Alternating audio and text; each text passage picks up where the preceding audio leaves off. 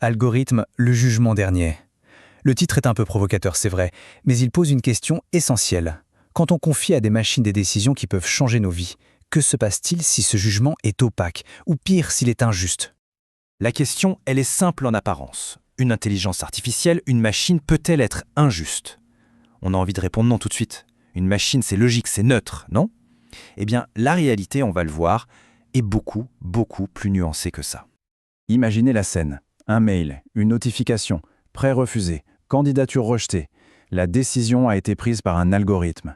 Et là, impossible de savoir pourquoi. Pas d'explication. C'est un sentiment de plus en plus courant, une sorte d'impuissance face à un mur numérique, un jugement sans visage. Et c'est là qu'on arrive au cœur du problème, qui est souvent résumé par une image très parlante, celle de la boîte noire. Mais qu'est-ce que ça veut dire au juste une boîte noire? En fait, c'est ça le piège. Un algorithme, ça a l'air objectif, neutre.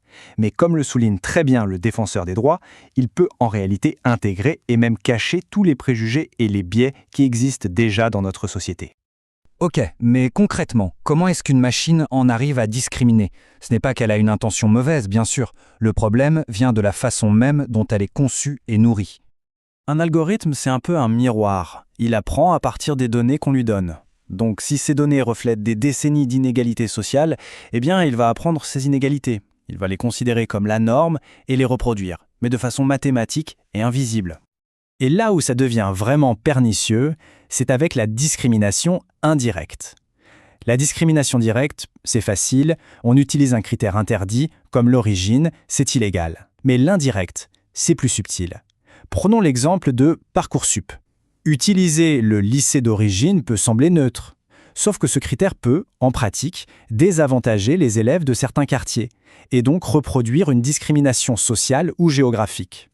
Le grand défi, c'est donc de réussir à regarder à l'intérieur de ces systèmes, d'ouvrir cette fameuse boîte noire. C'est tout l'enjeu de ce qu'on appelle l'explicabilité. Et c'est là que ça devient un peu fou. Parfois, la complexité est telle que même les ingénieurs qui ont créé l'algorithme ne peuvent plus expliquer précisément comment il arrive à une décision plutôt qu'à une autre. La machine leur échappe. Du coup, quand on parle d'expliquer, il y a en fait un double objectif. D'un côté, il y a l'interprétabilité. C'est la partie technique pour les développeurs, pour comprendre et corriger les bugs ou les biais. Et de l'autre, il y a l'accountability, la redevabilité. Là, c'est un enjeu de société pour pouvoir rendre des comptes et savoir qui est responsable. Heureusement, face à ce défi immense, des chercheurs ne sont pas restés les bras croisés. Tout un champ de recherche a vu le jour pour créer des outils capables de percer ces boîtes noires. C'est l'IA explicable, ou XAI en anglais. Et ça donne des outils fascinants comme Lime ou Chap. Pour faire simple, Lime, c'est une sorte de loupe. Il va expliquer une seule décision précise. Par exemple, pour ce passager du Titanic, pourquoi a-t-il survécu? Lime va dire « c'est parce que c'était une femme ». Chap, lui, c'est plutôt un hélicoptère. Il donne une vue d'ensemble et nous dit « sur toutes les décisions, le critère le plus important, c'est le sexe. Avoir les deux, c'est crucial ». La technologie, c'est bien, mais ça ne résout pas tout. Loin de là. Il faut aussi une réponse de la société, une réponse juridique. Et justement, l'Europe a bien compris qu'il y avait urgence. Un cadre réglementaire assez ambitieux, l'IA Act, est en train d'être mis en place pour imposer des règles du jeu claires. L'approche est intéressante. Elle est basée sur les risques. En gros, plus une IA a un impact potentiel sur nos vies, pour un emploi, un crédit, la justice, plus les règles seront strictes. Et certains usages, comme la notation sociale à la chinoise, seront tout simplement interdits.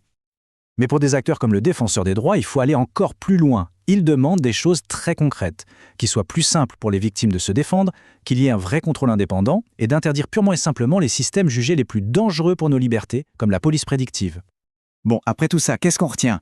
Comment on fait pour s'assurer que c'est bien l'humain qui reste aux commandes de la machine? Le message le plus important, c'est peut-être celui-ci. La technologie n'est pas une force de la nature qu'on subit. On n'est pas des spectateurs passifs. On a le pouvoir, et même le devoir, de la modeler pour qu'elle respecte nos valeurs. Mais ça demande une vigilance de tous les instants. Et il y a cette citation de l'experte Soisic Pénicaud qui résume ça à la perfection. La transparence, ce n'est pas juste pour faire joli ou pour satisfaire une curiosité technique. C'est un outil démocratique. C'est ce qui permet de demander des comptes. Finalement, il n'y a pas de solution magique. La justice algorithmique, ce ne sera pas juste une question de loi, ni juste une question de technologie. La solution, c'est une alliance entre les trois. Des lois fortes, une technologie qui aide à la transparence, et surtout un contrôle humain critique et permanent.